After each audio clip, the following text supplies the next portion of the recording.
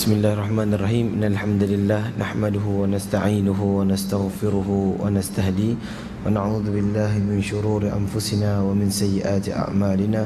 May yahdihillahu fala mudilla lahu wa may yudlil fala hadiya lahu. Wa asyhadu anna Muhammadan 'abduhu wa rasuluhu. Amma ba'd. Assalamualaikum warahmatullahi wabarakatuh. Alhamdulillahirrabbilalamin. Hamdan kathiran tayyiban mubarakan fi. Puji dan syukur kepada Allah subhanahu wa ta'ala yang telah memberikan kita kesempatan untuk kita hidup semula di atas muka bumi setelah kematian kita pada malam tadi. Dan mudah-mudahan kita dapat menggunakan nikmatnya dengan sebenar-benar nikmat, kita dengan melakukan segala ketaatan dan meninggalkan semua dosa-dosa yang Allah Subhanahu Wa Taala akan murkai kepada hamba-hambanya, insya-Allah. Jadi insya-Allah pada hari ini kita akan teruskan pengajian kita daripada Sahih Al-Bukhari.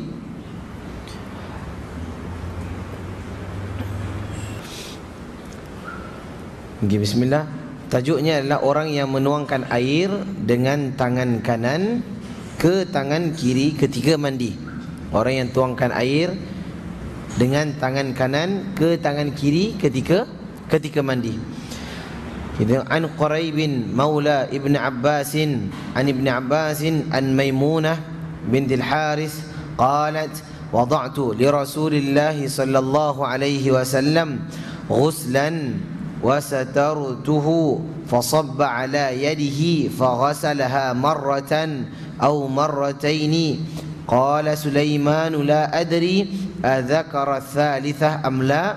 ثم أفرغ بيمينه على شماله فغسل فرجه ثم دلك يده بالأرض أو بالحائط ثم تمضمض واستنشق وغسل وجهه ويديه وغسل رأسه ثم صب على جسده ثم تنحى فغسل قدميه فناولته خرقة فقال بيده هكذا ولم يردها. Kita tengok diriwayatkan daripada Quraib, iaitu mantan budak Ibn Abbas. Budak Ibn Abbas ni maksudnya apa? Maula ataupun hamba Ibn Abbas. Daripada Ibn Abbas, daripada Ibn Abbas sendiri. Ibn Abbas ambil daripada Maimunah binti Al-Haris. Maimunah binti Al-Haris, isteri yang keberapa pada Nabi sallallahu alaihi wasallam? Kak Mun ke-11. Lepas Maimunah siapa? Maria. Yang lain? Sebutkan daripada pertama. Sayyidatina Khadijah binti Khuwailid. Lagi Saudah binti Zam'ah. Saudah binti Zam'ah. Lagi Aisyah binti Abi Bakar. Aisyah binti Abi Bakar.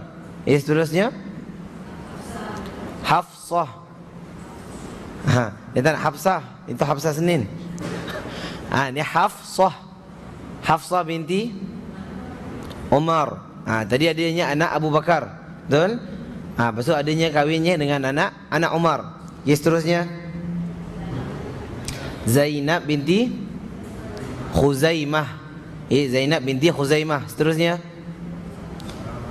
Ummu Salamah binti Abi Umayyah. Seterusnya Zainab binti Jahsh. Seterusnya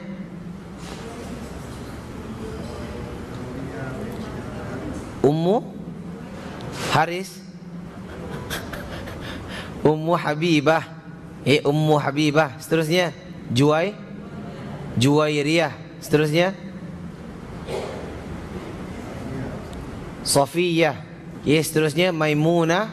Seterusnya Maria Al-Qibtiyah. Maria Al-Qibtiyah. Jadi kalau kita tengok Khadijah binti Khuwailid, Nabi SAW kahwin dengan dia. Dan hasil daripada Khadijah berapa anak dapat? 8. 4. Ada nak tambah? 5. Tambah sikit. 7. 7 Sepakat ke semua? Anak Nabi daripada Khadijah 7. Betul? Kalau tak betul macam mana? Kalau tak betul teka je lah. Okey.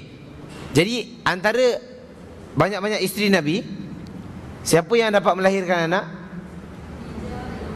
Khadijah dengan Maria. Okay, jadi total anak Nabi ada?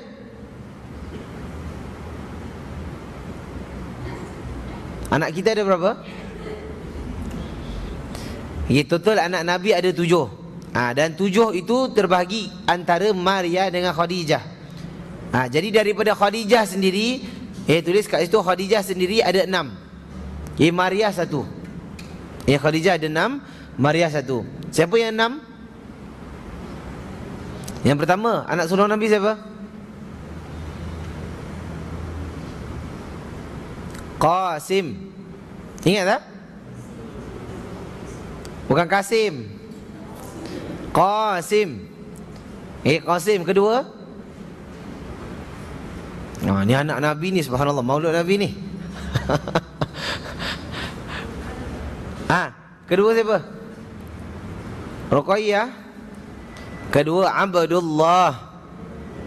Ni kalau tak nak tulis kena hafal lah. Kalau tak nak hafal kena tulis.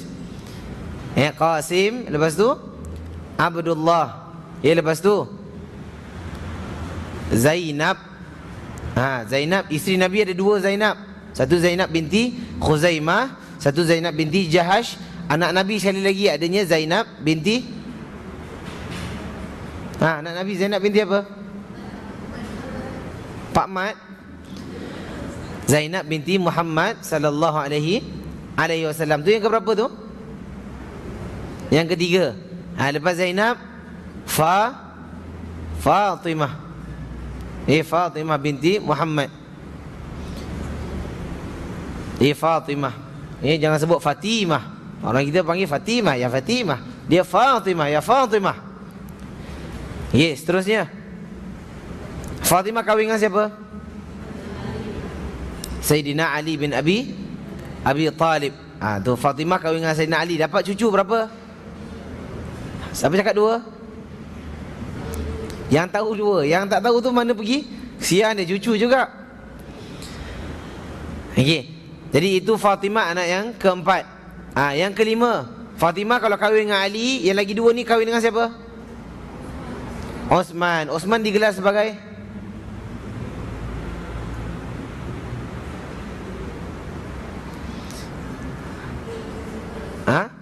Abang Os. Osman.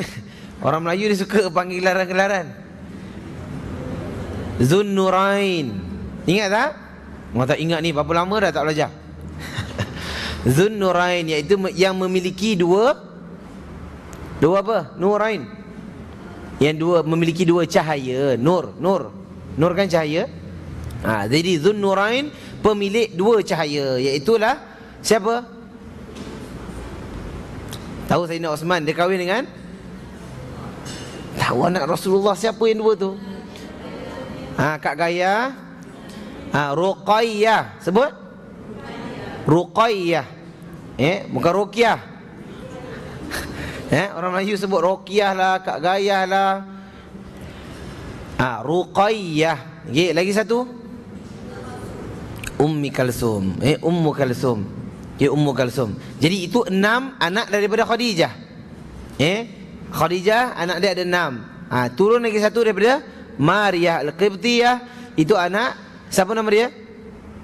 Last sekali, Ibrahim. Last sekali adalah Ibrahim.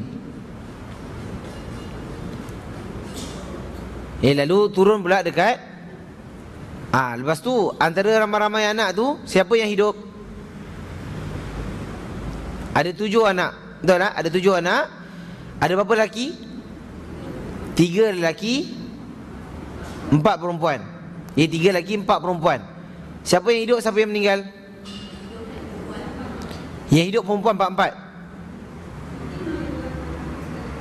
Apa dia? Fatimah yang akhir sekali meninggal. Yang sebelum tu? Okey, jadi Nabi SAW bila dia wafat, siapa yang tinggal?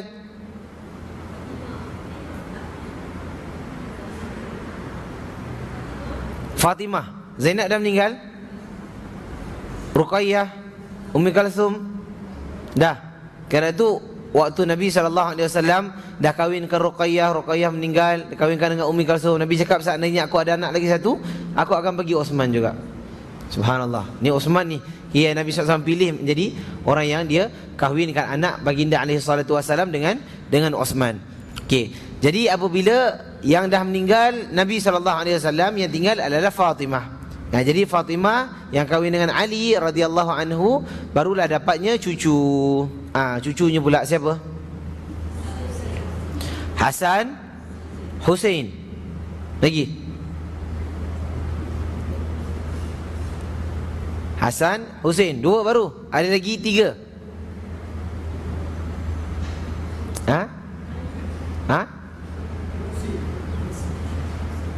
Apa dia? Husain Yi. Tu Hasan, Husain dah 2. Lagi 3. Muhsin. Ingat tak? Pernah dengar nama orang Melayu Muhsin? Ada Muhsin lagi? Daripada siapa? Ya, daripada Ali. Dengan Fatimah. Lagi? Macam mana ni? Macam mana? Muhsin. Dia sama dengan anak Nabi lagi 2. Hasan, Husain, Muhsin. Semua Sin. Hasan, Husain, Muhsin. Lagi 2 perempuan. Nama anak Nabi.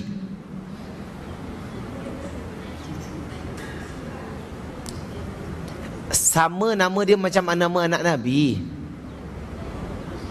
Lagi 2 ni. Ummi Kalsum. Tumis hentam ke? Siapa?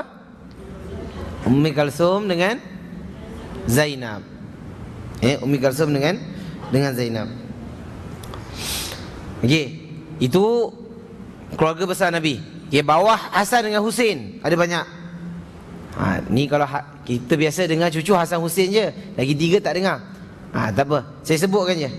Kalau daripada Hasan, daripada Husain, dia ada Abu Bakar, Abdullah, Ali Al-Kabir, Ali Zainal Abidin, Umar, Fatimah, Sakinah, Zainab, As-Sughra, Ummi Kalsum. Daripada Husain. Kalau daripada Hasan, dia ada Talha, Hamzah, Ja'far, Ya'qub, Muhammad, Amru, Husain, Abdul Rahman, Umar, Hasan, Abdullah, Abu Bakar, Al-Qasim dengan Zaid. Ni boleh sebutkan?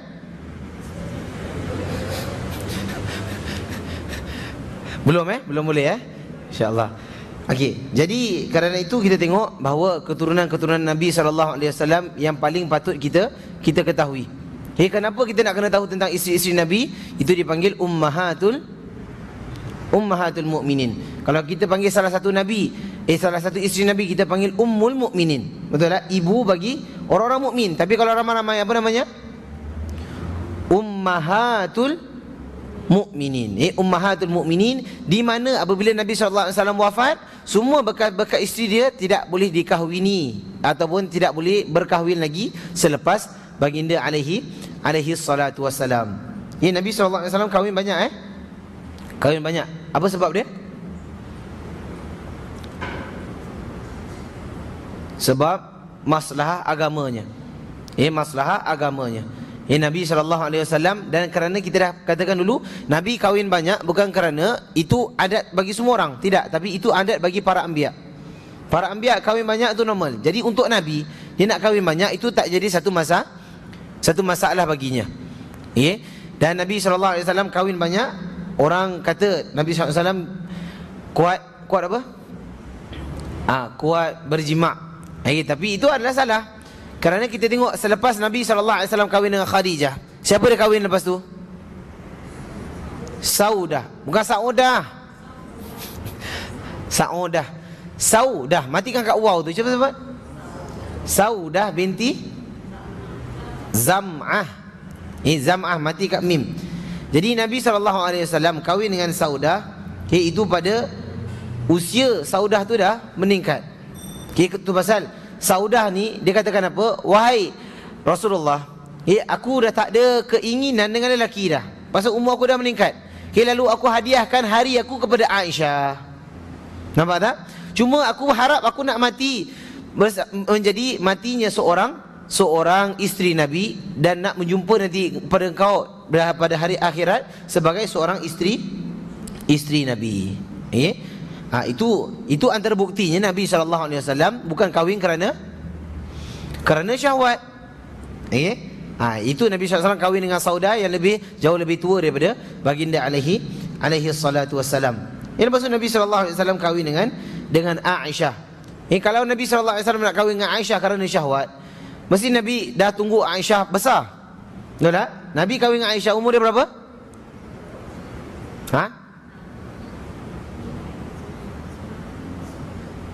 Nabi kahwin dengan Aisyah, waktu tu Aisyah umur berapa? 9 tahun.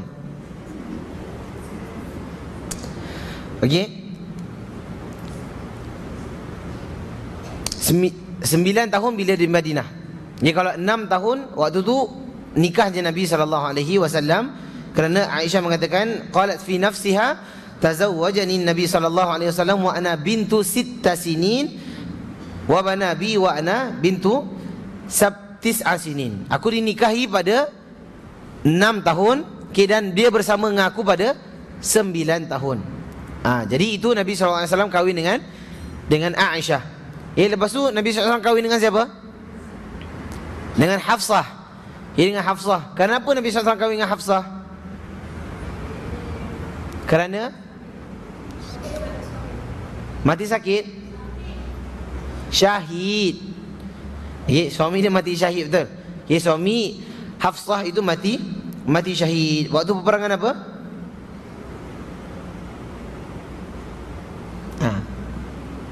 Ingat tak? Kita ingat Badar atau Uhud? Tengah-tengah lah. Okey, jadi siapa nama suami dia yang meninggal tu? Nama dia Khunais. Kalau boleh tulis note kat situ, nama suami kepada Hafsah yang sebenar adalah Khunais bin Hudzaqah. Khunais bin Hudzaqah. Dan dia antara orang yang memasuki peperangan Badar, dan dia mati di Madinah kerana sakitnya, kerana bekas sakitnya. Jadi lepas tu Umar radhiyallahu anhu pun pergi kepada Osman. Pergi kepada Osman untuk offer kepada Osman, nak kahwin tak dengan anak aku, iaitu Hafsah binti Umar. Osman pun fikir, dia cakap, aku tidak ada keinginan untuk kahwin dengan Hafsah. Itu boleh tolak tak? Boleh. Kalau orang melamar kita ataupun kita melamar orang, kena tolak tu normal lah. Kalau ada kena tolak, buat muka selamba je dah balik. Janganlah nak merayu-merayu, tolonglah. Dia buat muka selamba je lah, bukannya malu pun. Ini dah memang namanya peminangan, tak semestinya orang kena terima. Betul tak? Dia tak payah pun syarat. Tak apa, kita perkenalan dulu ya. Perkenalan dulu 2 tahun. Kita ikat bercinta dulu, tengok. Jadi ini tak ada bercinta, tak ada apa punya. Dia tengok background dia. Background anak pun anak Umar. Dan suami dia pun suami orang yang mati syahid. Cuma Osman, dia nak tak nak, itu hak dia. Nampak? Lepas tu dia pergi kat siapa? Abu Bakar. Tengok, pasal Umar dia akan cari pengganti kepada anak suami dia yang meninggal. Dia bagi orang yang hebat-hebat. Lepas tu dia pergi ke Abu Bakar. Dia pergi ke Abu Bakar, sepatah pun tak keluar. Pun tidak, pun tidak. Abu Bakar dia diam je. Lagi Umar pegang. Osman dah tak dapat. Abu Bakar pun tak ada cakap apa-apa. Lalu apa yang berlaku? Dia pergi kepada siapa? Rasulullah sallallahu alaihi wasallam. Lalu Rasulullah sallallahu alaihi wasallam pun terima. Dan dia pun kahwin dengan Hafsah. Dia terkenangkan apa? Suami dia yang dah banyak berkorban untuk Islam. Nampak? Jadi itu adakah kerana seks? Bukan. Nabi SAW kahwin kerana banyaknya Nabi SAW menghargai perjuangan suami-suami mereka dalam Islam. Lalu Abu Bakar pun datang dekat Umar. Jadi kau tahu kenapa aku senyap? Pasal aku dah tahu Hind sebelum ni Nabi dah bagi tahu aku sebenarnya dia nak dengan Hafsah. Jadi aku tak naklah cakap banyak. Dan Nabi dan Abu Bakar cakap kepada Umar, seandainya Nabi tak nak, confirm aku yang akan ambil anak kau. Nampak tak? Tengok, itu adabnya Abu Bakar dengan Nabi SAW. Pasal dia paling rapat dengan Nabi. Dah tak ada orang lain yang paling rapat dengan Nabi SAW. Lepas tu banyak lagi lah ceritanya. Tu lepas tu ada Zainab binti Khuzaimah, lepas tu ada Ummu Salamah. Lepas tu Ummu Salamah pula, suami dia siapa? Abu Salamah. Dia meninggal.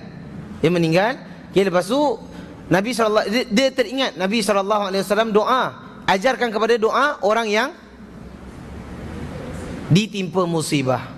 Kalau banjir tak? Macam mana kutipan minggu lepas? Bagus? Dah hantar semua? Alhamdulillah. Ada perlukan lagi Ada tu dekat Masjid Raudhah pun banyak juga. Dia orang kumpul-kumpulkan ke sana. Okey, jadi apabila ditimpa satu musibah, apa doanya? Alhamdulillahilladzi at'amana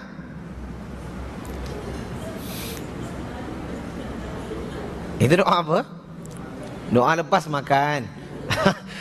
Janganlah lepas banjir pun alhamdulillahilladzi at'amana. Tertelan air lumpur. Apa doa untuk banjir ataupun untuk musibah umumnya? Allahumma lakasumtu. Ramadan belum datang lagi ni. Allahumma ajurni fi musibati. Allahumma ajurni fi musibati wa akhlif li khairan minha. Pernah dengar tak doa ni? Tak pernah dengar. Kalau tak pernah dengar, apa nak kena buat? Sama ada dua, hafal atau tulis. Kalau tak tulis, dia maksudnya dia hafal. Kalau tak hafal, maksudnya dia tulis. Allahumma ajurni fi musibati. Kalau orang Melayu biasa sebut musibat, betul lah. Betul lah? Itu daripada perkataan Arab. Apa kena mengena musibat dengan kecelakaan? Sebenarnya bukan. Musibah tu adalah musibah, tahu tak? Musibah ataupun musibat, itu daripada Arab. Itu musibah. Cuma orang Melayu kalau ada ta kat belakang dia tak sebut ha, dia sebut ta. Jadilah musibat. Musibat kasar tak? Kasar lah, bagi orang kita kasar. Tapi sebenarnya bagi Arab tak ada apa-apa. Cakap kat orang Arab, musibat. Dia apa pun dia orang ni, musibah. Aku tak ada apa-apa pun, elok je aku ni, tak kena musibah pun. Kalau kita dah kena tumbuk dah, gigi patah dua dah. Jadi itu musibah. Ya Allah, ganjarkanlah aku dalam musibahku, ataupun tolonglah aku dalam musibah ini. Allahumma ajurni fi musibati. Itu dah hafal Cuba sebut Allahumma fi musibati wa akhlif li wa akhlif li, dan gantikanlah aku, gantikanlah bagiku, wa akhlif li khairan. Khairan apa khairan? Baik. Minha. Khairan minha, yang lebih baik daripadanya. Boleh gantikanlah bagiku yang lebih baik daripadanya. Ejanya alif kha lam fa nun ya. Wa akhlif, lam fa je. Lam fa lepas tu space lam ya. Wa akhlif li. Boleh Dia tak sambung. Wa akhlif satu, li satu. Khairan minha. Dan jadi baca daripada mula, Allahumma fi musibati wa akhlif li khairan minha. Ya Allah, ganjarkanlah aku bagi musibah ini, dan gantikanlah aku yang lebih baik daripadanya. Maka itulah yang Ummu Salamah dapat. Jadi bila suami dia meninggal, dia pun baca doa tu. Tapi sebelum Allahumma tu kena sebut inna lillahi wa inna ilaihi raji'un. Hanya kepada Allah, daripada Allah kami, hanya kepada Allah kami kembali. Dan kami hanya milik Allah, inna lillah, kami milik Allah, wa inna ilaihi rajiun, dan kepadanya lah kami kembali. Maka Ummu Salamah pun mengatakan, falamma tuwfiya Abu Salamah, apabila Abu Salamah pun meninggal, qultu kama amarani Rasulullah, maka aku pun mengatakan seperti mana Rasulullah sallallahu alaihi wasallam berkata, fa akhlafallahu li khairan minhu, maka Allah pun tukarkan bagi Abu Salamah yang lebih baik daripadanya. Allahu akbar. Iaitu Rasulullah sallallahu alaihi wasallam. Maka Nabi SAW pun kahwin dengan Ummu Salamah. Tengok. Jadi ini antara benda yang Allah Subhanahu Wa Taala ganjarkan kepada orang yang bertawakal kepada Allah Subhanahu Wa Taala. Seterusnya ada Juwairiyah. Adanya Juwairiyah binti Al-Haris. Itu Nabi sallallahu alaihi wasallam kahwin dengan dia selepas waktu ghazwah peperangan Bani Mustalik. Pernah dengar tak? Bani Mustalik pernah dengar? Itu antara ghazwah Bani Mustalik, itu antara peperangan dengan orang-orang Yahudi.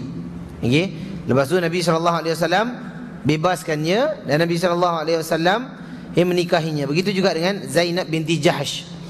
Zainab binti Jahsh ini adalah perintah daripada Allah Subhanahu Wa Taala.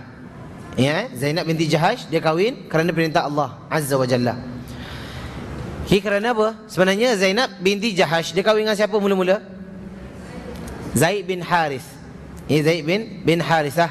Waktu tu Nabi SAW datang masuk meminang untuk nikahkannya dengan Zaid bin Harisah. Lepas tu Zaid bin Harisah pun mengadu kat Nabi SAW tentang tak sesuainya dia dengan siapa tadi nama dia? Zainab binti Jahsh. Binti Jahsh, kerana Zainab binti Jahsh ni antara orang yang terkemuka di antara orang-orang kabilah Arab.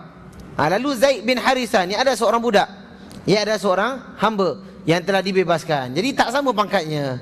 Lalu Nabi SAW puji tentang Zainab binti Jahsh ni. Dia katakan sama ada korang dikahwinkan oleh wali-wali korang. Faham tak? Maksudnya orang-orang kita kena kahwin ada wali tak? Kena ada wali.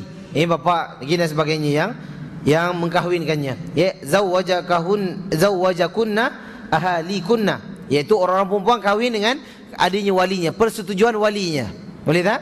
Tetapi zawwajani Allah Ta'ala min fawqi sab'a samawat. Dia cakap apa? Maka wazawwajani Allah, dan Allah mengkahwinkan aku min fawqi sab'a samawat. Nampak tak? Daripada 7 lapis langit dekat atas. Maksudnya itu adalah daripada keizinan Allah Subhanahu Wa Taala. Beza dengan isteri-isterinya yang lain. Lepas tu adanya Ummu Habibah binti Abi Sufyan. Siapa ni Ummu Habibah? Anak Abu Sufyan. Sewaktu Ummu Habibah dia bersama dengan suami dia waktu pergi berhijrah di Hudaybiyah. Kalau tak silap saya, dia pergi ke sana. Lalu qadarallah dua-dua dah masuk Islam. Tapi suami dia peluk balik agamanya. Tetapi Allah Subhanahu Wa Taala kuatkan hati. Siapa nama dia tadi? Ummu Habibah binti Abi Sufyan untuk terus masuk kekal dalam Islam. Lalu dia pun kahwin dengan Rasulullah sallallahu alaihi wasallam. Lalu sampailah berita ni kepada siapa? Kepada Abu Sufyan. Abu Sufyan antara musuh yang terhebat yang menentang Nabi.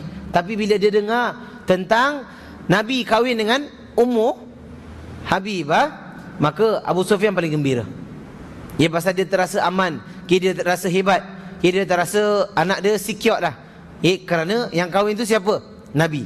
Tu pasal orang-orang Arab Quraisy ni, dia sebenarnya dengan Nabi tak ada masalah apa-apa pun. Dan dia sebenarnya sayang Nabi sallallahu alaihi wasallam. Buktinya apa? Banyak buktinya dah. Banyak bukti sebelum Nabi hijrah, semua dengan cakap Nabi. Kerana tu bila anak Abu Sufyan, walaupun Abu Sufyan menentang Nabi kerana egonya, tapi dia nak pastikan anak dia selamat, dia tenang. Lalu pada satu hari Abu Sufyan pun datang ke Madinah.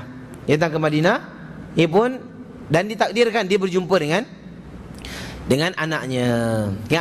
Dan dia nak minta izin. Pasal waktu tu dia tak ada rumah, Abu Sufyan tak ada rumah kat Madinah. Lalu dia pun minta izin nak tidur dekat katil. Katilnya siapa? Ummu Habibah.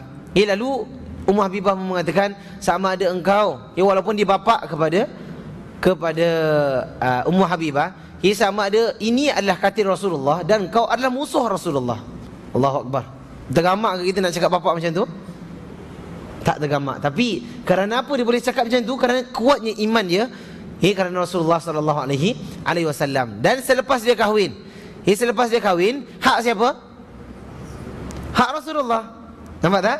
Jadi dia kena loyal kepada Rasulullah lebih daripada bapa dia. Lagi-lagi bapa dia seorang musyrik. Seorang musyrik. Jadi kat situ Abu Sufyan pun tersentuh hatinya, kerana bagusnya anak dia terhadap Rasulullah sallallahu alaihi wasallam. Lepas tu Maimunah pula kahwin. Waktu tu Nabi sallallahu alaihi wasallam ada riwayat mengatakan tazawwaja Maimunah wa huwa muhrim. Waktu tu ada riwayat mengatakan bahawa Nabi sallallahu alaihi wasallam kahwin dengan Maimunah waktu dia dalam keadaan ihram. Tetapi riwayat yang sahih adalah selepas dia ihram. Selepas dia ihram. Jadi pasal dalam ihram boleh kahwin tak? Tak boleh kahwin.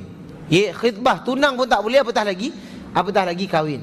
Jadi dia kahwin waktu selepas itu. Begitu juga dengan Safiyah. Safiyah orang Yahudi daripada Ghazwah Khaybar. Dia kahwin dengan Nabi sallallahu alaihi wasallam selepas peperangan Khaybar. Dan dia antara anak pemuka Yahudi. Safiyah ni antara anak pemuka Yahudi. Dan antara hikmahnya dia kahwin dengan Nabi sallallahu alaihi wasallam, lepas tu lebih 4,000 orang Yahudi masuk Islam. Bukan Nabi nak sangat pun dengan persetubuhan ataupun dengan apa, tetapi tengok Nabi kahwin dengan suami-suami yang mati peperangan. Nabi kahwin dengan orang-orang besar yang daripada perkahwinannya ramai orang yang masuk Islam. Jadi ini antara kenapa Nabi sallallahu alaihi wasallam kahwin lebih daripada satu. Jadi siapa kat sini ada dua? Belum Kalau ada dua, isteri dia tak boleh duduk kat sini. Okey, jadi itu Maimunah. Maimunah ini yang kahwin dengan Nabi SAW lepas ihram. Tengok hadis tu. Baru balik kepada hadis. Panjang cerita tu. Sebelum balik kepada hadis, anak Nabi ada berapa tadi? 7. Yang anak Nabi 7, yang sulung Muhsin, Qasim. Qasim. Yang meninggal 2 di tangan Uthman siapa?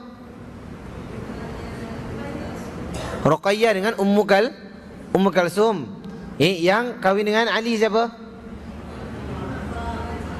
Fatimah. Yang disebabkan gerhana bulan tu siapa?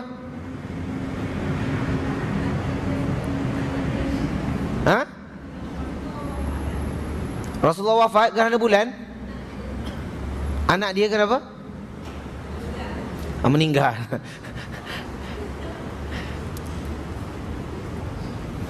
Kan pernah terjadi satu gerhana matahari. Lalu kebetulan waktu tu anak Nabi SAW meninggal. Lalu Nabi SAW mengatakan, khasafati syamsi wal qamar. Maka terjadilah gerhana matahari dan gerhana bulan ini bukan disebabkan kematian Ibrahim. Boleh tak? Orang sangka kebetulan anak Nabi wafat. Jadi orang sangka bahawa Ibrahim mati, maka berlaku gerhana bulan. Faham tak? Atau gerhana matahari. Tetapi Nabi katakan berlakunya gerhana ini bukan kerana kematian mereka. Kematian siapa? Ibrahim. Tetapi terjadinya kerana kekuasaan Allah Subhanahu wa taala. Jadi itu Ibrahim. Jadi antara hikmahnya, tengok anak-anak Nabi yang laki-laki ni 3 orang. 3 meninggal sebelum Nabi wafat. Apa hikmahnya? Supaya orang tak claim bahawa lepas Nabi itu anak Nabi yang jadi Nabi. Boleh tak? Kerana tu kita anak kalau mati dulu sedih tak? Sedih. Orang biasa kata biarlah kita yang mati. Betul tak? Jangan anak mati. Biar kalau kita banjir, kita yang selamatkan anak kita. Betul tak?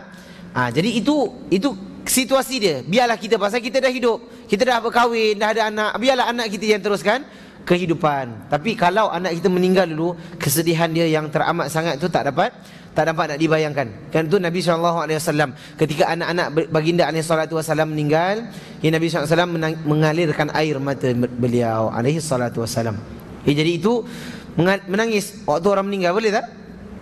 Boleh. Boleh. Atas apa yang Nabi SAW telah lakukan. Tetapi yang tak boleh apa? Meratapi kematian. Jadi antara hikmahnya supaya anak-anak dia itu tak diklaim menjadi Nabi. Tapi yang klaim menjadi Nabi siapa? Musailamah Al-Kazzab. Musailamah Al-Kazzab. Tapi hari ini yang klaim menjadi Nabi siapa? Ayah Pin. Ayah Pin Ayah Pin nak ngaku jadi Nabi ke? Tak. Ayah Pin dia ada teko je. Teko besar tu. Siapa pernah minum teh tarik situ? Belum pernah Okey. Yang dia tak mengaku jadi Nabi. Yang mengaku jadi Nabi siapa? Siapa Nabi Melayu tu? Tu letak jawatan. Siapa nama dia? Tak ingat. Kena ingat ni Nabi Melayu. Allahu Akbar. Nabi Melayu tak ingat, aib. Siapa? Kahar. Nama dia Kahar. Bukan Kahar pelakon tu Kahar. Dia katakan apa? Untuk aku diturunkan dan aku dilantik menjadi Nabi untuk orang Melayu. Yasin diturunkan atas aku. Tu pasal orang Melayu punya Quran tu Yasin. Jadi Yasin tu riwayat daripada Kahar. Tu kata dia lah. Kata dia. Lepas tu dah masuk court. Sekarang saya meletak jawatan saya sebagai seorang Nabi. Ni kelakar ke apa? Memang kelakar. Memang kelakar. Sampai jemaah-jemaah dia, subhanallah. Sampai dia ejek-ejek kita pula. Engkau orang kalau tanya Nabi, mana Nabi, mana Nabi? Jawab dia, wallahu alam. Kalau tanya je, wallahu alam, tak tahu kat mana Nabi. Tapi kita, ada Nabi ni Kahar. Kahar janji kita syurga. Itu pengikut-pengikut dia, nampak? Sampai kejahilan yang begitu tinggi, yang mengaku menjadi Nabi. Tapi alal asafus syadid, Kahar kalau nak jadi Nabi, itu kita katakan, itu dah terkeluaring lah. Tapi sekarang sensitif sikit orang-orang Syiah mengaku Ali menjadi Nabi. Pernah dengar? Tak pernah dengar? Mengaku menjadi Ali menjadi Nabi. Kalau kita tengok dalam upacara mereka hari ini, kalau kat Indonesia, kalau tengok kat YouTube, boleh tengok. Mereka mengaku menjadi Nabi Ali. Nabi Ali tepuk badan, Nabi Ali tepuk badan, tepuk kepala, tepuk apa semua. Rotan kan sekali. Nabi Ali, Allahu Akbar. Ini akhir zaman. Sampai orang dah tak boleh nak bezakan. Kerana inilah bahayanya. Tu pasal anak-anak Nabi Allah dah selamatkan. Maksudnya Allah dah matikan dulu. Antara hikmahnya para ulama katakan supaya tak diklaim menjadi Nabi. Turun pula ke Ali. Nampak tak? Sedangkan Ali, dia memang nasab keturunan Nabi. Tapi Ali bukannya terus anak Nabi. Nabi menantu. Ali menantu Nabi. Tapi dah diklaim. Jadi yang lebih viral siapa? Hussein. Nampak? Turun kat Husain, baru turun kat Ja'far, turun kat mana-mana semua. Jadi Syiah Ithna Asyariyah. Na'udzubillah. Nampak? Jadi itu pasal kita kena kenal isi keluarga Nabi supaya kita tak salah. Itu supaya kita tak tahu Ali tu daripada Nabi ke? Nabi daripada Ali ke? Ada hadis tapi tak menunjukkan itu Nabi. Okey? Jadi itu tentang Maimunah. Dan itu ni bulan apa ni? Bulan Rabiul Awal tahun 1436. Tahun gajah ke tahun harimau? Nabi SAW Rabiul Awal tahun apa? Gajah. Sekarang tahun apa? Tikus. Sekarang tahun banyak tahun tahun apa sekarang? Sekarang Allah alam lah. Kita pun tak tahu tahun apa. Sama ada tahun gajah ataupun tidak. Jadi hari ini berapa hari bulan Islam? 13 Rabiul Awal. Semalam 12. Kemarin 11. Sebelum 10, 9 sampai 1. Jadi Nabi alaihi salatu wassalam dilahirkan pada tahun Gajah pada bulan Rabiul Awal pada hari Isnin. Pada tanggal 12 Rabiul Awal, salah satu pendapat. 12 Rabiul Awal, salah satu pendapat. Imam Ibn Katsir menukilkan 5 pendapat. 5 pendapat tentang kelahiran Nabi. Tanggal tu sama ada Isnin, itu confirm. Semua confirm. Pasal Nabi katakan apa? Aku berpuasa pada hari Isnin kerana hari aku dilahirkan. Rabiul Awal confirm. Yang tak confirm apa? Tarikh tu. Ada salah satu pendapat 12 Rabiul Awal. Kalau yang Syekh Safiur Rahman Mubarak Furi, dia mengambil 10 Rabiul Awal. Imam Ibn Katsir ada lagi 3 pendapat di bawah. Ada yang mengatakan 2. Ada yang mengatakan 24. Ada yang mengatakan 8. Jadi nak pilih yang mana paling kuat? Dia tak ada yang paling kuat. Dia yang masyhur tu 12. Yang masyhur tahu masyhur? Famous lah, famous itu 12. Tetapi kita tak boleh nak katakan secara confirm tu 100% bahawa 12 itu adalah kelahiran Nabi. Itu pasal kita tak kisah pun 12 ke, 10 ke, 50 ke, itu tak jadi satu masalah bagi kita. Yang menjadi masalah dia apa? Nabi dah wafat. Dan bila Nabi wafat? Bila Nabi wafat? Sebenarnya yang paling tepat sekali, kalau hari kelahiran Nabi itu 12, itu masih dikhilafkan ulama. Tapi yang confirm 300% Nabi wafat itu pada 12 Rabiul Awal pada hari Isnin. Nampak tak? 12 Rabiul Awal pada hari Isnin itu confirm. Jadi semalam 12 Rabiul Awal itulah tanggal kematian Nabi. Itu yang lebih kita kena ingatkan. Iaitu kematian Nabi. Pasal kalau kita biasa kalau sambut birthday, happy tak? Happy, enjoy, buat party. Betul tak? Buat party. Tapi kalau sebut mati, ada yang buat happy. Mati dia berkabung 40 hari. Dan banyak macam hari. Jadi kita katakan bahawa 12 Rabiul Awal adalah hari kematian Nabi alaihi salatu wassalam. Waktu tu Nabi sallallahu alaihi wasallam wafat pada hari Isnin. Ditanam pada hari malam tu ditanam. Riwayat mana ni? Nabi wafat hari Isnin, Nabi ditanam hari apa?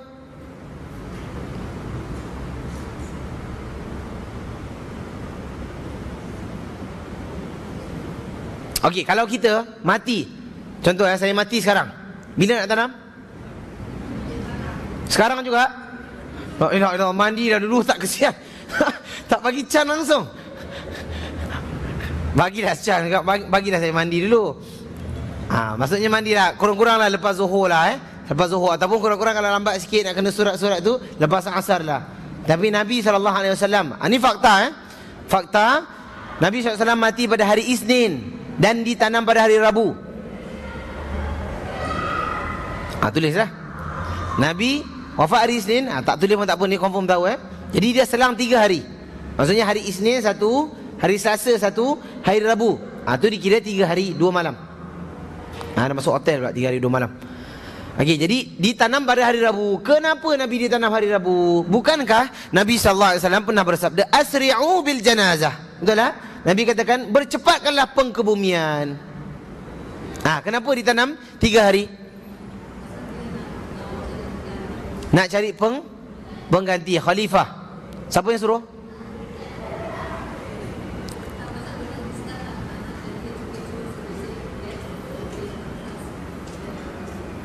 Okey, jadi kenapa dia drag sampai 3 hari?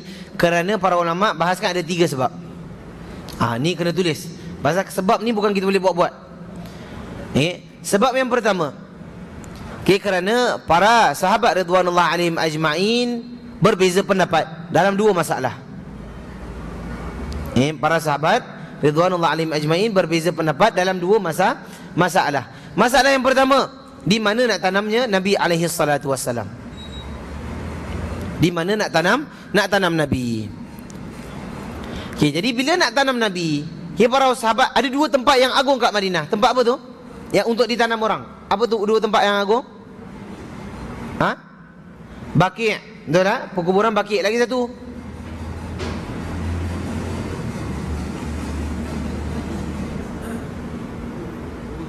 Uhud. Kan ada syuhada Uhud.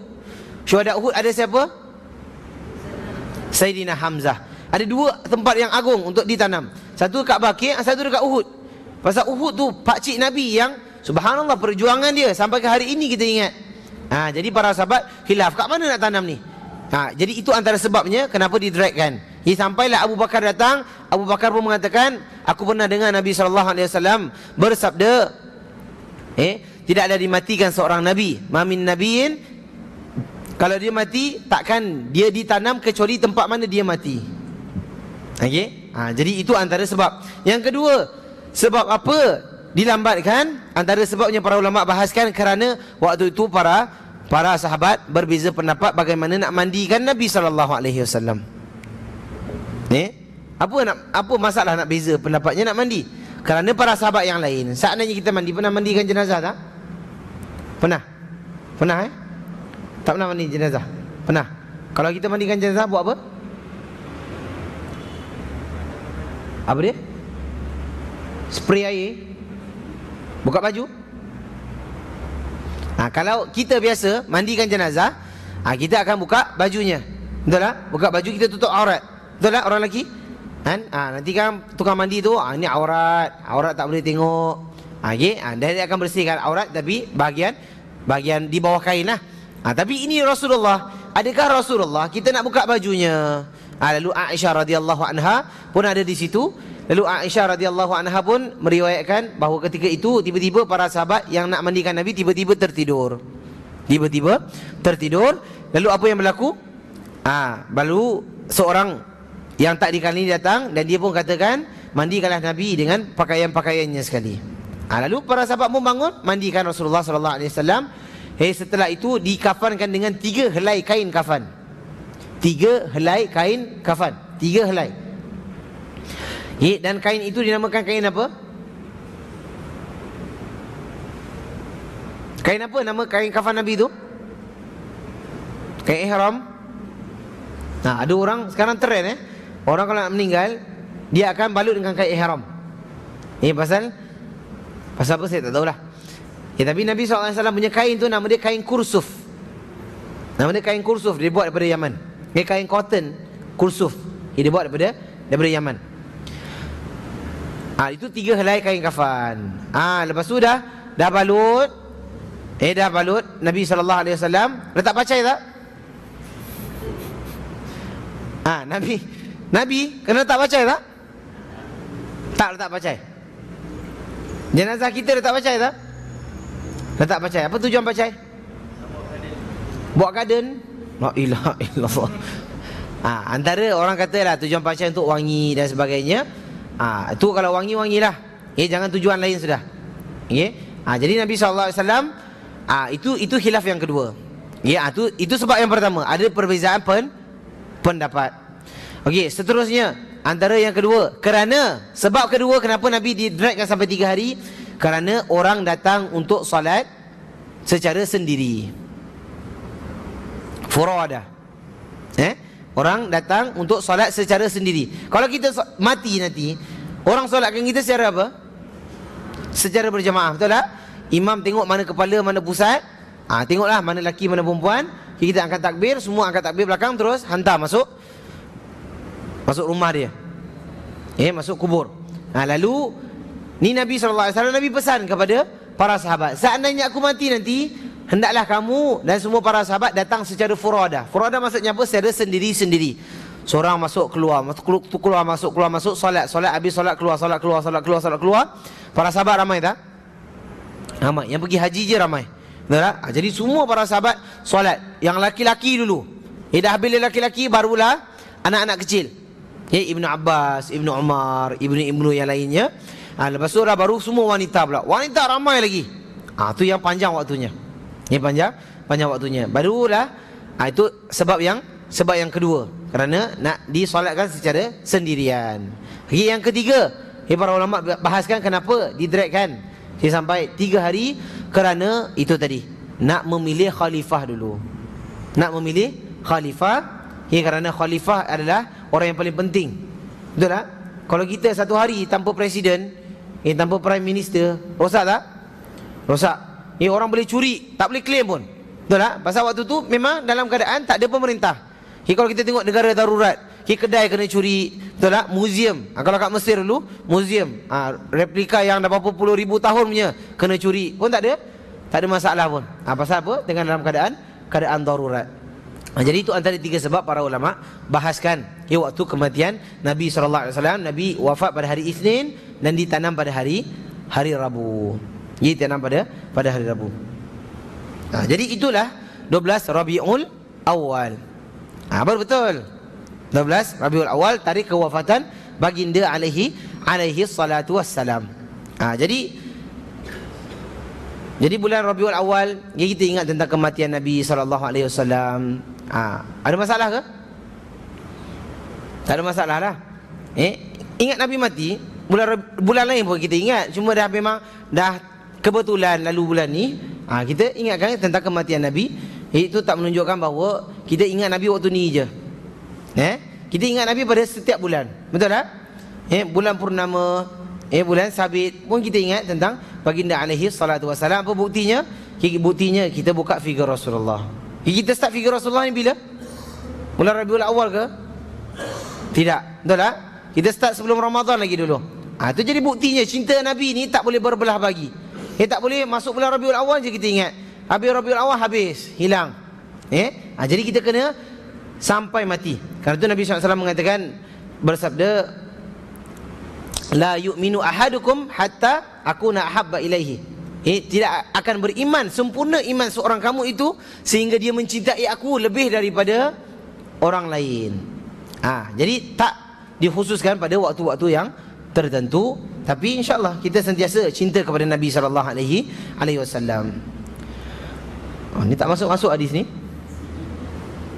Okey, kita masuklah. Kita masuk. Ya, an Maimunah bin Haris qalat, daripada Maimunah, ia berkata, binti Haris, ia berkata, aku meletakkan air mandi untuk Rasulullah sallallahu alaihi wasallam. Aku letakkan air mandi untuk siapa? Untuk Rasulullah sallallahu alaihi wasallam. Dan aku menutupinya. Maka beliau menuangkannya ke tangan kanannya dan mencucinya sekali atau 2 kali. Sulaiman berkata, aku tidak tahu apakah beliau menyebutkan yang ketiga atau tidak. Kemudian beliau menuangkannya dengan tangan kanan ke tangan kirinya dan mencuci kemaluannya. Nampak tak? Ada 2 perkara kat situ. Satu, Nabi SAW tuang daripada tangan kiri ke tangan kanan, untuk mencuci anggota wuduknya, untuk kumur-kumur. Lepas tu Nabi SAW tuangkan daripada tangan kanan ke tangan kiri untuk cuci apa? Untuk cuci kemaluannya. Itu pasal cuci kemaluan dengan tangan kiri, jangan 2 tangan. Satu tangan cukup. Ia mencuci kemaluannya. Kemudian beliau menggosokkan tangannya dengan tanah atau dinding. Dengan tanah atau dinding. Kerana dinding dulu, dinding yang dibuat daripada tanah liat. Buat daripada tanah liat. Jangan sekarang, dinding sekarang semua Nippon Paint. Semua dah dinding dah dicat. Tengok ada bekas air mani. Itu je satu nanti. Siapa? Dia. Okey, kemudian beliau mencuci mukanya dan kedua tangannya dan mencuci kepalanya. Nampak Kemudian setelah itu beliau menyiram tubuhnya, kemudian berpindah tempat dan membasuh kedua kakinya. Aku pun memberikan kepadanya sepotong kain, tetapi beliau mengisyaratkan dengan tangannya, yakni beliau menolaknya. Okey. Jadi keterangan hadis. Ini keterangan hadis ni panjang. Dia banyak masalah di bawah hadis ini. Mungkin kita boleh bahaskan pada minggu akan datang. Boleh tak? Boleh, insya-Allah kita postpone pada minggu akan datang. Kerana masa kita nak buka, ataupun kita ambil dulu yang sedikit ni. Pasal dia sikit je. Keterangan hadis, tengok. orang yang menuangkan air dengan tangan kanan ke tangan kiri ketika mandi. Itu tajuknya. Berkenaan dengan masalah ini, Imam Bukhari dikritik. Underline tu, Imam Bukhari dikritik. Kalau kat handphone jangan underline lah. Imam Bukhari dikritik, maksudnya apa? Disanggah pendapatnya dengan mengatakan bahawa pernyataannya lebih umum daripada dalil yang dikemukakan. Namun kritikan ini dapat dijawab bahawa yang demikian itu disebutkan secara tegas dalam mencuci kemaluan. Boleh tak? Jadi Imam Bukhari, subhanallah, power tak Imam Bukhari? Power dah. Dah tahap, subhanallah, dah tahap ulama', dah tahap muhaddis yang terlalu tinggi, tapi juga dikritik. Nampak tak? Jadi kita siapa untuk tak dikritik? Nampak? Kalau orang kritik kita tu normal. Normal tak? Normal. Jangan kena kritik melenting. Betul tak? Kena tegur melenting. Tak boleh nak ditegur, tak boleh nak disentuh sikit. Sudahlah. Kita manusia, betul tak? Kadang-kadang pun buat kesilapan. Terimalah teguran. Sedang Imam Bukhari sendiri telah kena kritik. Tapi relax lah. Kalau ada jawapan, kita jawab baik-baik. Dan yang nak kritik, para ulama kritik Imam Bukhari bukan kritik, dia memang jahil, tidak. Ini memang kritik. Mungkin ini salah satu benda yang mungkin dia terlepas pandang, bagi pendapat dia. Bagi Imam Bukhari dia rasa tu betul. Sudahlah. Jadi mungkin kita boleh ditegur, tapi jangan melenting. Dan kadang-kadang orang nak tegur ni, kadang-kadang dia pun tak ada adab juga. Betul tak? Tegur, asal boleh tegur je, tak jaga hati orang. Kalau ia pun lupakan je lah adab dia tu, tapi fikirkan apa yang dia tegur tu. Faham tak? Kadang-kadang kita terlalu defensif sangat. Orang tegur kita je tengok atas bawah, 5 kali tengok. Nak tengok mana kesilapan dia. Telinga besar, pipi terkeluar. Nak tengok mana engkau tu tak perfect lagi nak tegur aku. Tak boleh macam tu lah. Kalau lah dia terkasar sikit, itu mungkin silap dia. Tapi yang dia tegur tu ada kebetulannya. Betul tak? Ada kesahihannya yang dia tegur. Kalau tak, mesti takkan dia nak tegur suka-suka. Jadi kita think positif je. Think positif supaya bendanya tak berlarutan.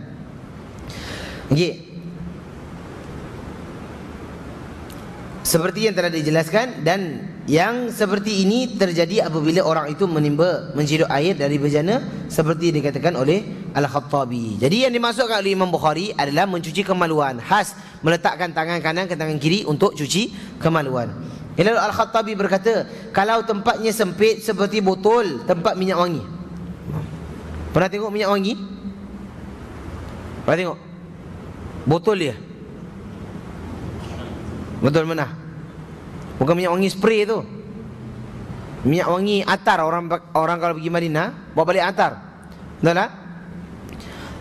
Atar tu, botol kecil tu minyak wangi, kan sempit. Sempit. Kalau kita nak masukkan satu titik, pernah isi minyak wangi tak? Pernah? Isi kat mana? Kat luar? Kat rumah? Kalau siapa pernah isi minyak wangi, dia tak boleh nak tuangkan air, nak tuangkan minyak wangi tu dengan tuang macam tu. Jadi nak kena setitik. Ataupun perlahan, sikit sangat. Dia kalau overload sikit je habis, dia akan tumpah. Jadi tu sampai Imam Khattabi mengatakan apa? Berkata, kalau tempatnya sempit seperti botol tempat minyak wangi, maka ia meletakkannya di tangan sebelah kiri, kemudian menuangkan air dengan tangan kiri ke tangan kanan. Boleh tak? Maksudnya begitu. Sampai begitu detail. Para ulama membahaskan. Ini sampai sebenarnya tak payah nak bahaskan begitu detail pun. Ambil air letak je lah kat tangan pun masalahnya. Tapi tengok, ini para ulama dia tak ambil sambil lewa dalam Islam. Ini dalam sekecil-kecil perkara para ulama akan sentuhkan sampai boleh mempermisalkan seumpama sekecil botol minyak wangi. Lalu fasabba, maka beliau menuangkan.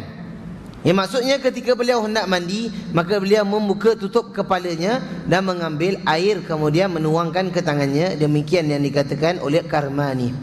Akan tetapi apa yang dikatakannya itu tidak pasti. Kerana ada kemungkinan beliau membuka tutup kepalanya bersamaan dengan menyiramkan air, sebagaimana indikasi makna lahiriah hadis tersebut.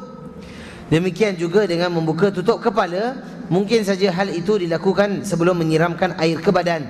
maka makna hadis tersebut adalah aku meletakkan air untuknya, lalu sallallahu alaihi wasallam beliau langsung mandi, kemudian ia Maimunah menerangkan cara mandi tersebut.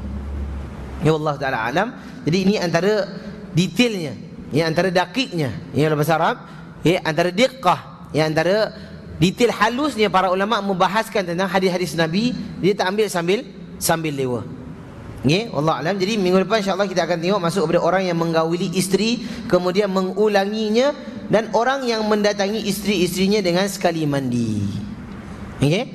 Kalau orang tu berkahwin, orang tu bersama dengan isterinya, adakah dia boleh mengulangi, ataupun dia dah bergaul dengan isteri dia, lepas makan dia nak bergaul lagi? Adakah dia nak kena syarat dia mandi dulu, mandi, lepas makan mandi, makan gula-gula mandi, minum air mandi, lepas tu baru boleh bersama? Ataupun dia boleh bersama, lepas tu dia nak buat hal apa-apa sekejap, lepas tu nak bersama lagi? Boleh. Ataupun kena mandi ataupun tak kena mandi, kena ambil wuduk ataupun tak kena ambil wuduk. Tu insya-Allah kita akan masuk detail. Lepas minggu depan. Ni tajuk hot minggu depan jangan tak datang. Okey. Jadi kita tengok itu insya-Allah kita akan tundakan pada minggu akan datang. Okey. Insya-Allah kita buka pada figur Rasulullah kita.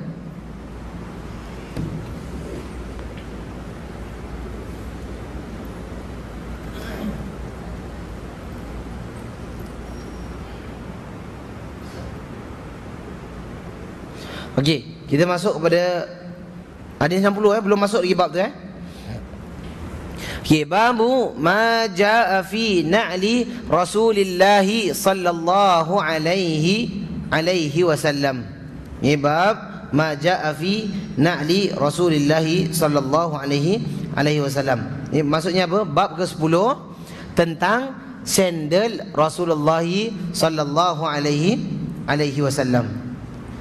Okey. Jadi an Qatadah. Baca kan? An qala. Baca. Sekali lagi an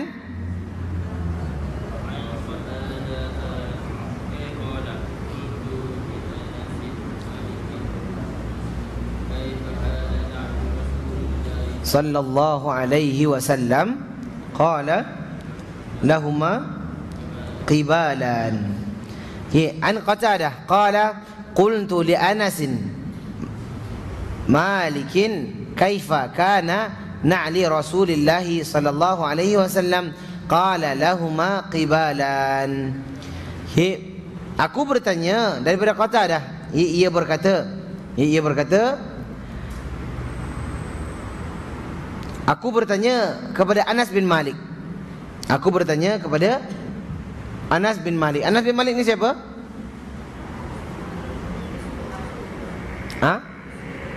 Pembantu Nabi sallallahu alaihi wasallam. Bagaimana ciri-ciri sandal Rasulullah sallallahu alaihi wasallam? Dia menjawab, kedua sandal beliau memiliki jepit. Kedua sandal beliau memiliki jepit. Jepit tahu jepit? Tak tahu jepit? Qibalan. Jepit tak tahu, qibalan pun tak tahu. Apa yang tahu? Bagi kita tengok footnote kat situ. 107, kurang lebih seperti sandal jepit.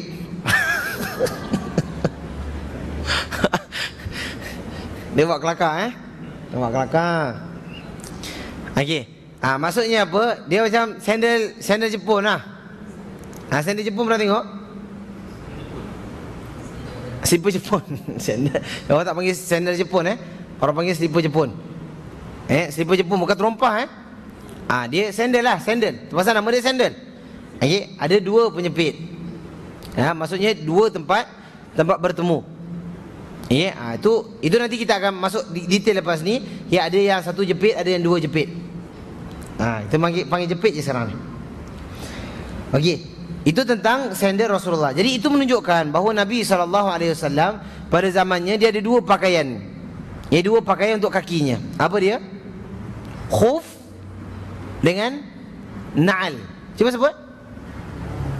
Na'al dengan khuf. Khuf dengan na'al, na'al dengan khuf. Jadi itu adalah sepasang. Adalah sepasang. Kita tengok, nak lebih jelas tengok hadis yang seterusnya. An Ibn Abbasin qala kana, baca kan?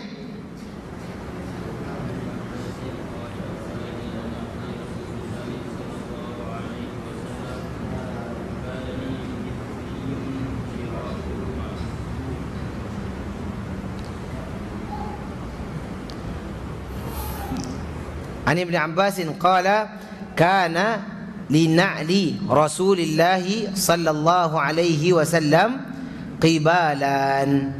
Qibalan mathniyun syirakuhuma. Mathniyun syirakuhuma. Daripada Ibn Abbasin, daripada Ibn Abbas, ia berkata, sandal Rasulullah sallallahu alaihi wasallam memiliki jepit dan bertali ganda. Jepit kita dah tahu tadi. Jepit, dia maksudnya dia jepit lah. Sandal tu, kalau dia masukkan kat bawah, faham tak? Kalau kita ada slipper tak? Stopper. Sandal. Ada tali dia. Tali kita ambil, kita masukkan kat bawah. Tu tembus kat bawah kan? Tu nama dia apa? Slipper. Slick. Apa benda lah nama dia pun. Yang penting dia tu nama dia jepit lah. Tu nama dia jepit. Jadi sandal Rasulullah sallallahu alaihi wasallam memiliki jepit dan bertali ganda. Bertali ganda tu maksudnya lebih daripada satu tali. Yang lebih daripada satu tali. Tu boleh faham Boleh faham. Jadi kita tengok lagi. Pasal hadis-hadis sandal ni kita kena jamakkan. Baru kita boleh faham conclusion dia. Ketiga. Daripada Isa bin Tahman. Baca kan?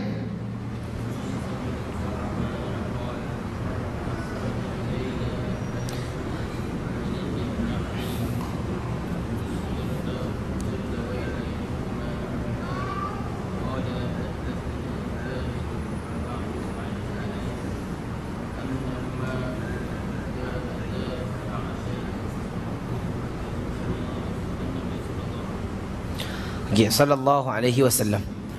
Ni baca ke tak baca ni? Baca dalam hati. Dia kalau baca dalam hati dia tengok je.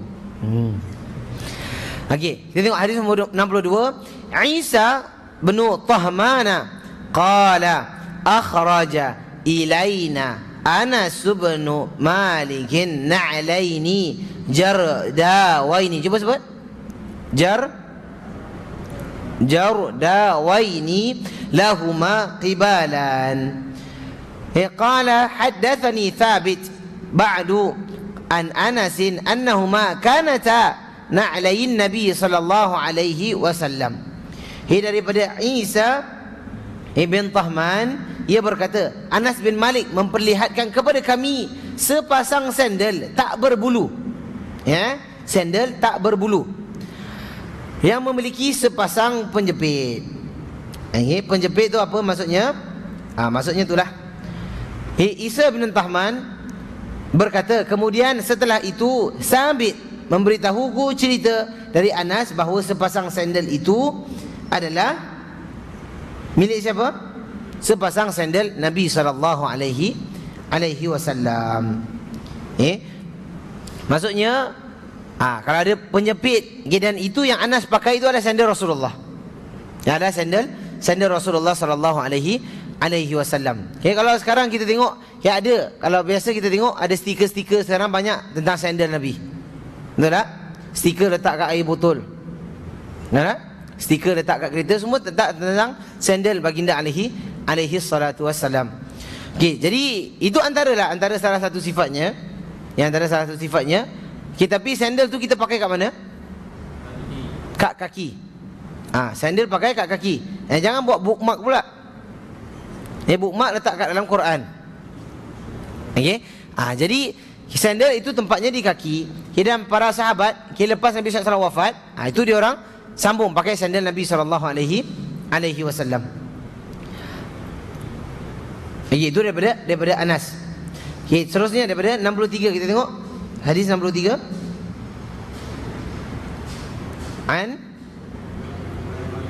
An Ubaid bin Juraih. Bacakan.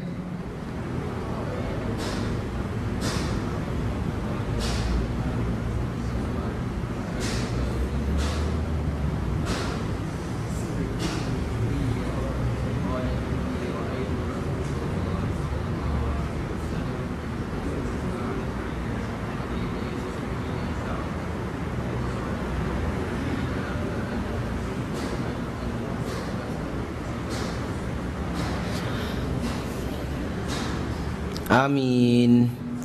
Dia last sekali amin. Okey, bagus. Ya an Ubaid bin Juraih annahu qala li ibn Umar ra'aituka talbasu an-ni'alah as-sibtiyah. Dia sebut as-sibtiyah. Qala inni ra'aitu Rasulullah sallallahu alaihi wasallam yalbasu an-ni'al allati laysa fiha sya'run wa yatawaddau fiha fa ana uhibbu an albasaha. Daripada Ubaid bin Juraij, bahawasanya dia berkata kepada Ibnu Umar, aku melihatmu memakai sandal tak berbulu. Ibnu Umar menjawab, sungguhnya aku melihat Rasulullah sallallahu alaihi wasallam memakai sandal tidak berbulu. Beliau berwudu sambil memakai sandal, maka aku senang memakainya.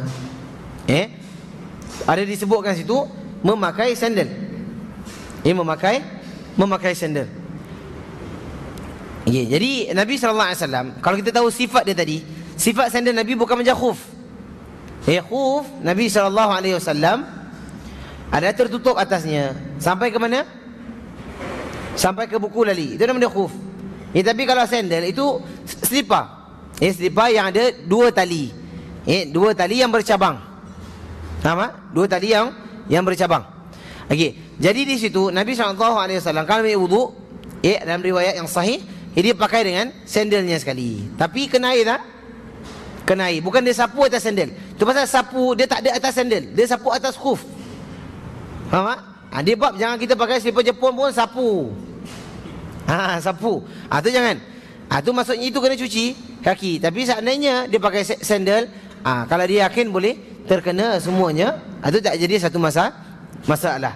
Jadi itu antara yang disebutkan oleh Ibnu Umar, bahawa Nabi SAW tak pakai berbulu. Kerana apa? Kalau pakai berbulu, itu antara yang susah juga nak kena pada kulitnya.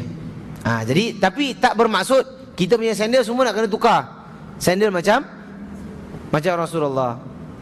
Kalau boleh dapat yang lebih baik sekarang ni, kita pakai yang lebih baik. Dan kita nak dapat yang sebiji macam zaman Nabi pun tak boleh juga. Sekarang semua sandal raba tak? Raba. Zaman Nabi sandal pakai apa? Kulit. Nampak tak? Jadi dia kalau letaklah macam mana pun, Dr. Kadin ke, Pierre Kadin ke, macam mana pun tak akan sama dengan, walaupun dia buat bentuk macam bentuk Rasulullah sallallahu alaihi wasallam. Jadi kita ikut kesesuaian. Kesesuaian pada zaman ini.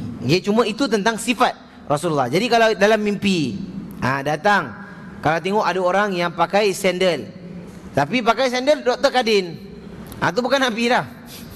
Dia pakai sandal, nampak macam ada ciri-ciri lah. Tapi tengok-tengok sandal dia bukan macam yang mana disifatkan. Jadi itu bukanlah Rasulullah alaihi salatu wassalam.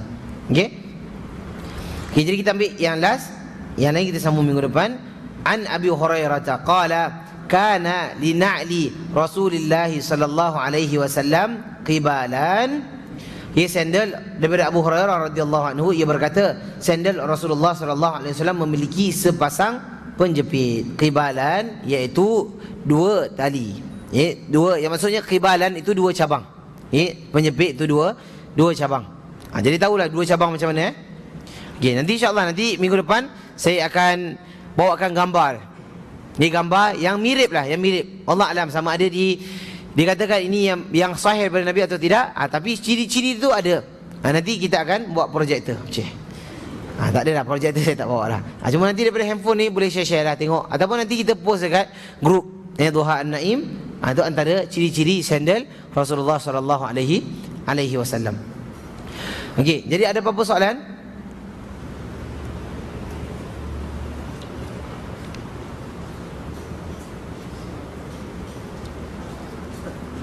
Jelaskan tentang solat gaib.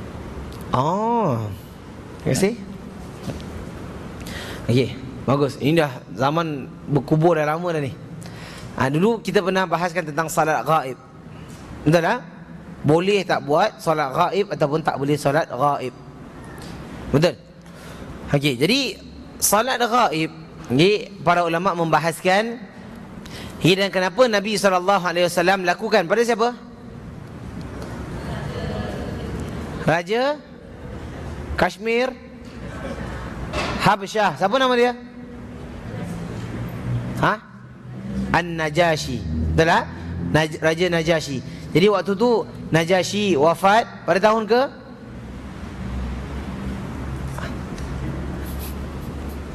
Tahun ke berapa? 2015. Najashi masuk Islam. Itu Ashhamah masuk Islam pada tahun ke-6, wafat pada tahun ke-9. Lalu Nabi SAW dengar tentang kewafatan An-Najashi. Lalu Nabi SAW pun solatkan solat gaib. Okey, jadi begini. Para ulama bahaskan, sama ada Najashi, Nabi SAW solatkan solat gaib. Tapi para sahabat yang lain, ada yang mereka tak sempat Nabi solatkan, tapi Nabi tak solatkan solat gaib. Dan ini solat gaib tak kena pada semua orang. Tak payah semua orang. Jadi contohnya, hari ni, setiap orang ada, hari ni kat Singapura, ada orang mati tak sekarang? Ada. Siapa tahu? Dah macam malaikat maut dah dekat sini. Macam cerita Death Note dah. Okey, kita tengok bahawa ada, setiap hari ada orang mati. Kalau bolehnya solat gaib, maksudnya tiap-tiap hari 24 jam kita kena solat gaib. Tu baru kat sini. Belum kat Mekah punya Madinah, betul tak? Belum kat Afrika, belum kat Thailand. Belum kat mana-mana lagi lah. Indonesia lagi berapa juta rakyat dia. Bila nak habis? Tak habis. Dia habis solat gaib 1, 2, 3. Okey, jadi para ulama bahaskan kita solat gaib itu dibolehkan dan digalakkan itu kepada orang yang ada pengaruhnya dalam Islam. Orang yang ada pengaruhnya dalam Islam. Antaranya Najashi. Itu pasal Nabi SAW tak solat pada semua orang. Tak solat pada semua orang. Nabi SAW solat pada Najashi, iaitu antara satu ciri-ciri bolehnya solat gaib pada orang yang ada sumbangan yang besar tentang Islam. Yang kedua, kalau kita tengok ada raja-raja Arab, kalau meninggal, ada kadang-kadang ada tempat yang buat solat gaib. Kalau kita tengok yang kedua, kenapa boleh solat gaib? Seandainya dia mati dalam keadaan Islam, tetapi sekelilingnya bukan orang Islam. Yang menguruskan dia bukan dalam keadaan Islam. Itu kita tak boleh nak buat apa lah. Seandainya dah memang tak ada orang, yang tak tahu dah ditanam, takkan nak korek balik. Nak korek balik tu ada hal, ada masalah tersendiri, ada riwayat dan sebagainya. So tadi tak nak bincang. Cuma seandainya tak ada orang Islam yang uruskan, dan seandainya dia mati di kalangan kafir ataupun dia mati dalam keadaan dah confirm dia mati, itu boleh kita solatkan solat gaib. Jadi itu tak ada urusannya. Dan baki yang lain, seandainya kita nak solat gaib, dia bagi siapa-siapa yang kita kenal, itu dibolehkan. Itu dibolehkan. Tapi tak pada semua orang. Tidak pada semua orang. Jadi solat gaib itu macam biasa, niat macam biasa. Nawaitu raf'al hadasi. Itu doa apa? Itu niat nak mandi. Jadi kalau niat solat gaib tu, niat solat gaib lah. Niat semua tahu niat macam biasa lah. Niat nak makan, niat lain. Nak buat apa niat. Jadi solat gaib kita niatkan untuk fulan lah. Untuk fulan. Lalu kita angkat takbir macam biasa juga. Iaitu dikatakan kena solat gaib. Jadi ada pula soalan, pernah sekali itu terjadi. Ada orang tu solat jenazah. Imam dia solat jenazah. Tapi solat jenazah dia 3 takbir je. Sah tak sah?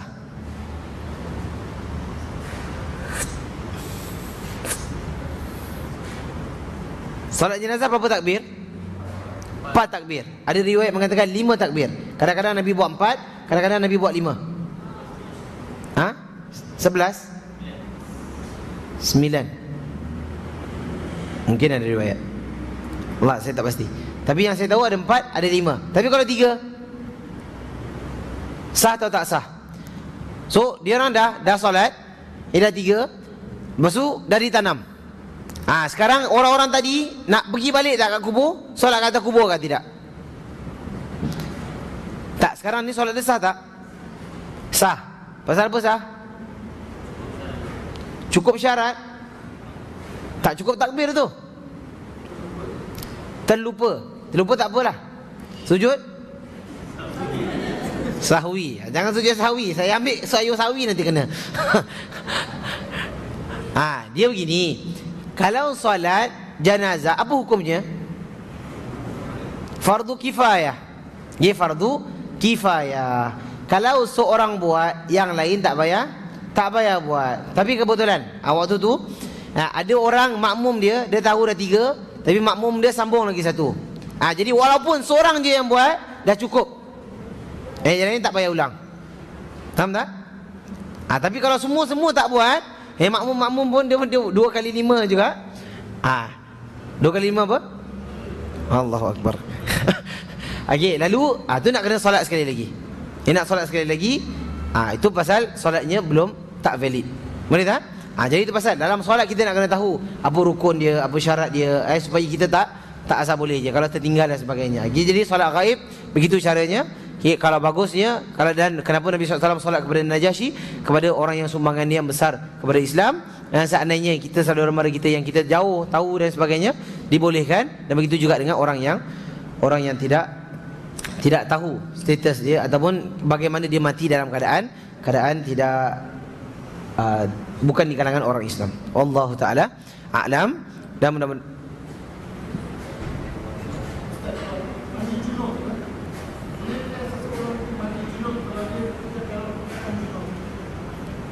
boleh tak orang tu mandi junub kalau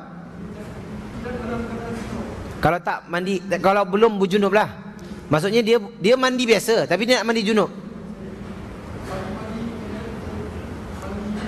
Mandi, okay, instead of mandi biasa dia nak mandi junub walaupun tak berjunub.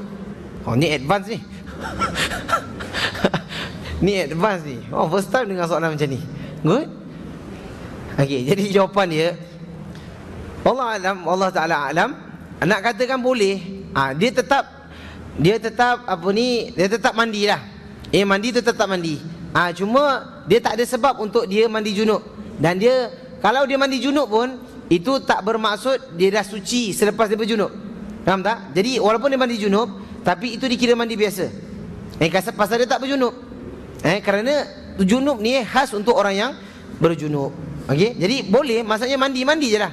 Mandi, kalau dia nak niat pun niat lah. Yang penting dia bersih. Tapi sama ada pahala mandi junub tu, Allah Ta'ala alam.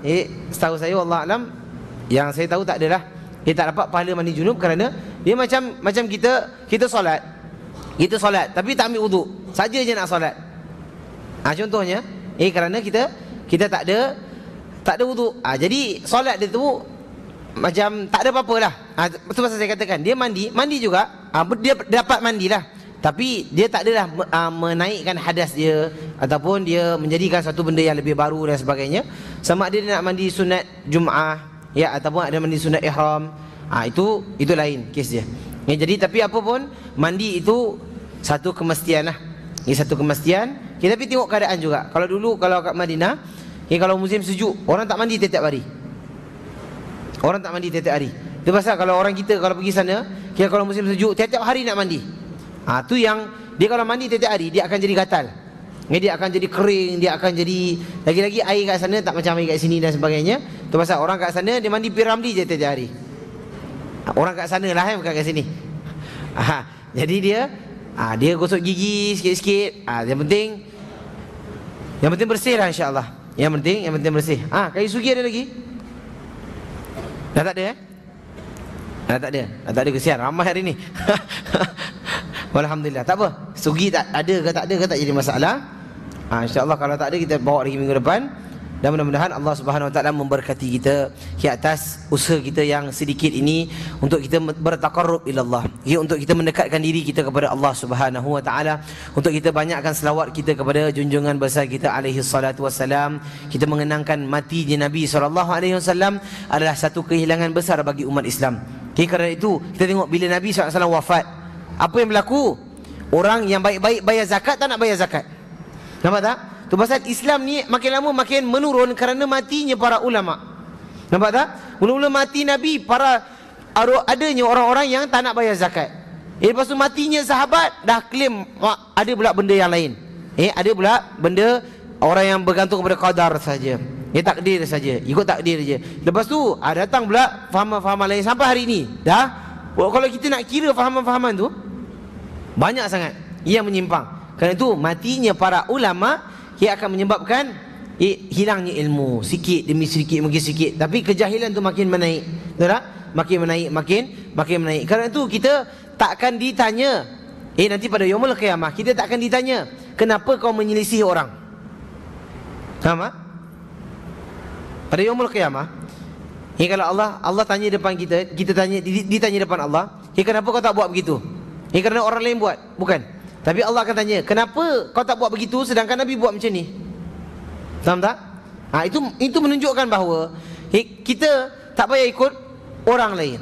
Orang lain nak buat, biar. Kita takkan dipersoalkan, kenapa orang lain buat begitu, kau tak buat macam diorang. Tapi kita akan ditanya, kenapa Nabi buat macam ni, kau tak buat macam Nabi. Faham tak? Terpaksa kita nak kena ada clear view tentang amalan kita. Nak clear view tentang apa yang kita akan disoalkan oleh Allah Azza wa Jalla. Kita tak semestinya orang lain masuk longkang, kita pun masuk longkang. Betul tak? Kenapa kau tak masuk longkang? Pasal orang lain masuk longkang. Contohlah. Jadi kita katakan bahawa kita tengok apa prioriti kita. Prioriti kita nak kena ikut apa yang Nabi SAW lakukan, dan mudah-mudahan itu usaha yang kita tengah lakukan ni. Yang sedikit ni, yang dibandingkan dengan para ulama, dibandingkan dengan para sahabat, wallahi tak sampai 0.1%. Sikit je. Yang ada pun sikit ni, kejap lagi dah habis. Betul tak? Dah keluar daripada sini, dah tak ingat benda-benda. Tunggu minggu depan, isteri Nabi pun dah lupa siapa berapa orang. Betul tak? Minggu depan saya tanya minggu ni saya tanya dah ada 12 isteri Nabi. Minggu depan kat rumah pun sama. Kat rumah ni biasa. Jadi ingat tentang isteri Nabi ada berapa tadi? Anak Nabi ada? Cucu Nabi ada? 18? 5. Cucu cicit Nabi banyak. Saya nak balik nama-nama tu minggu akan datang. Boleh insya-Allah? Demi kita, kerana tu kalau kita, kenapa kita nak kena tahu tentang ahli bait Nabi? Kerana kita apabila selawat ada sebut apa? Allahumma salli ala Muhammad wa ala ali Muhammad. Wa ala ali Muhammad, dan kepada keluarga Nabi. Ini keluarga Nabi. Jadi kalau kita sebut Ali Muhammad, Ali Muhammad, Ali Muhammad, Ali Muhammad, kita tak tahu apa tu Ali Muhammad. Betul tak? Kita fikir Muhammad Ali. Dah terbalik pula boxer, kena gigit tengok betul. Jadi kita tahu bahawa Ali Muhammad, baru kita terbayang inilah isteri-isteri Nabi, inilah anak-anak Nabi, inilah cucu Nabi, inilah cicit-cicit Nabi. Semoga salam sejahtera kepada mereka. Nampak? Tu kerana tu Islam ni luas. Islam tu indah. Tak semestinya kita nak kena selawat macam tu je. Nak kena expose dengan benda-benda yang lebih luas. Wallahu taala a'lam. Mudah-mudahan kecintaan kita kepada Nabi itu lebih besar insya-Allah. Kita sudahi dengan tasbih kafarah. Subhanakallahumma wa bihamdika asyhadu an la ilaha illa anta nastaghfiruka wa natubu ilaik. Wabillahi taufiq wal hidayah. Wassalamu alaikum warahmatullahi wabarakatuh.